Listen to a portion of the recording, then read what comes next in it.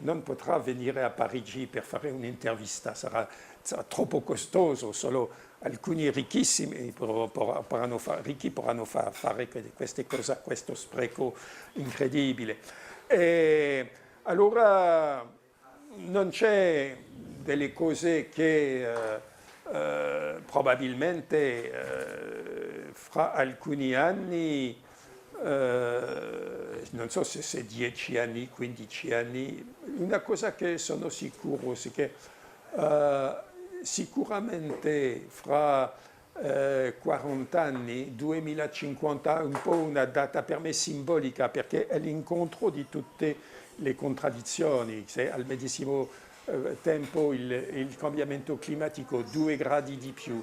2 gradi di più significa 200-300 milioni di emigrati del climato, tutti i Bangladeshi, tutto questo. Non siamo capaci oggi in Francia di integrare 25.000 tunisiani, eccetera. Come faremo con questi centinaia di emigrati? Dobbiamo uccidere tutti? A questo proposito, in Italia c'è un momento di grande allarme sugli immigrati, lei lo saprà, gli sbarchi a Lampedusa, tutto il Nord Africa che preme.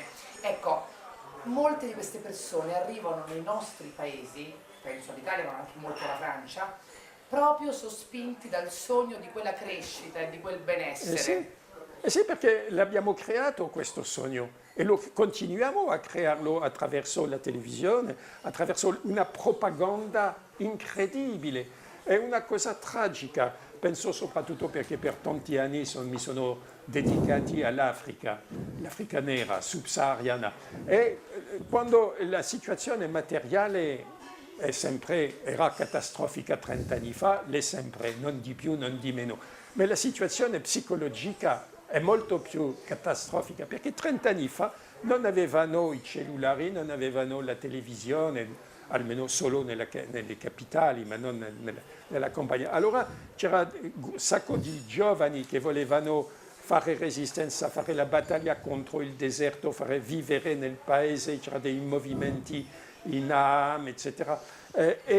Ora no, ora quando vado in Africa i giovani vogliono scappare, chiedono i carti, i documenti per andare, eccetera.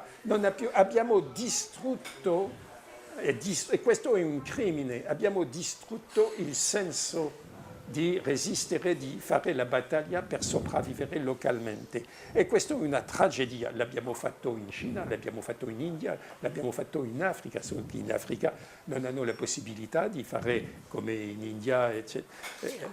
E allora questo è un vero dramma, E fortunatamente non tutto è disperato, c'è fortunatamente un movimento di presa di coscienza, di resistenza anche in Africa, ma è molto preoccupante. L'etica. Esiste un'etica della crescita e un'etica della decrescita, sono due cose diverse? Non so, lei dice che esiste un'etica della crescita? Qual è questa etica? La corruzione, i lobby? No, c'è un'etica della decrescita sicuramente, che è l'etica di rispettare la natura come un dono per i credenti, un dono di Dio, è un mistero, ma è una cosa... anche l'etica di condividere le risorse naturali, l'etica del senso dei limiti, della frugalità,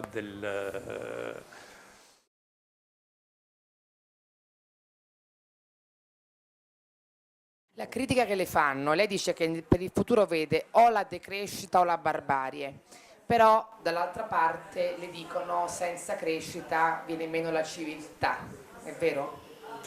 Senza crescita viene meno la civiltà. Ma siamo condannati allora, sia alla crescita negativa, che perché oggi la crescita è finita. La crescita è un po' come le stelle morte.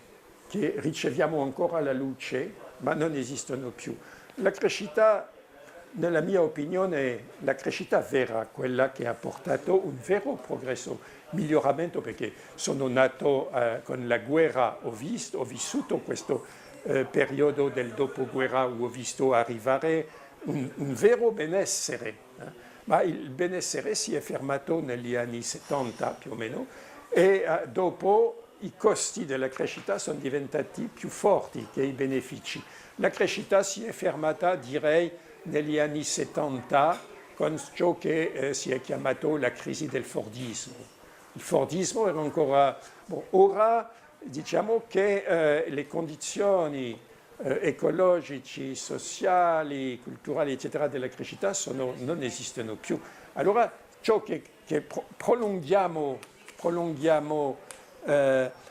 una crescita fittiva, l'immaginario della crescita attraverso la speculazione immobiliare, la speculazione delle borse, ma la crescita come miglioramento del tenore di vita è morta.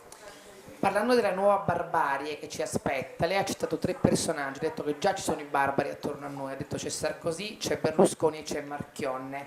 Mi spiega ognuna di queste 3 figure perché sono dei barbari? Sono dei barbari, sono dei gestitori della barbaria, perché anche ora basta vedere questa moltiplicazione dei videocamera, di sorveglianza, siamo già in una società manipolata, controllata, non siamo più, viviamo un sistema che il politologo britannico, credo David Crunch, chiama post-democrazia. Formalmente esiste un sistema pluralista elettorale, eccetera, ma tutto è manipolato dai media, dai lobby, che finalmente decidono tutto.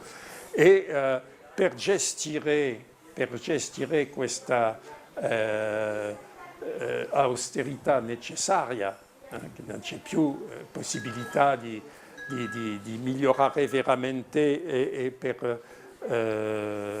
e di trovare, sfruttare la natura, allora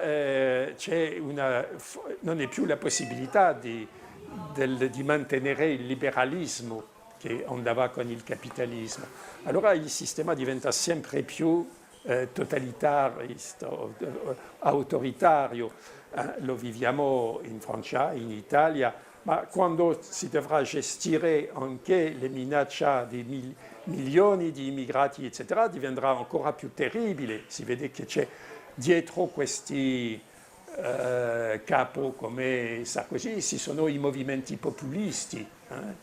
Haider in Austria, in Francia c'è Le Pen, in Italia c'è la Lega, eccetera, che fanno il loro pane del sentimento di paura dei popoli. Allora questo è la barbaria. Che cos'è la barbaria? La barbaria è la guerra dei poveri tra di loro. Ha detto che i poveri, i disoccupati italiani vanno a massacrare i disoccupati tunisiani perché dicono che i tunisiani mangiano il loro pane. Questa è la cosa più terribile. Allora si vede che l'oligarchia, per mantenere il suo potere, impone l'austerità, e l'austerità è propriamente il contrario dell'abbondanza frugale, perché si continua a fabbricare dei prodotti nocivi come l'armamento, eccetera, anche forse le centrali nucleari, eccetera, e impone una forma di austerità terribile, una società dei consumi senza consumo, come conosceva già i popoli del Sud. E invece, se vogliamo evitare questa barbaria, allora c'è questo progetto di abbondanza frugale, dell'ecosocialismo, della decrescita. Lei ha parlato di economia della felicità, ma cosa intende per felicità? La felicità è qualcosa che è molto difficile da definire, ma quando si chiede a qualcuno se è felice o non è felice, si può trovare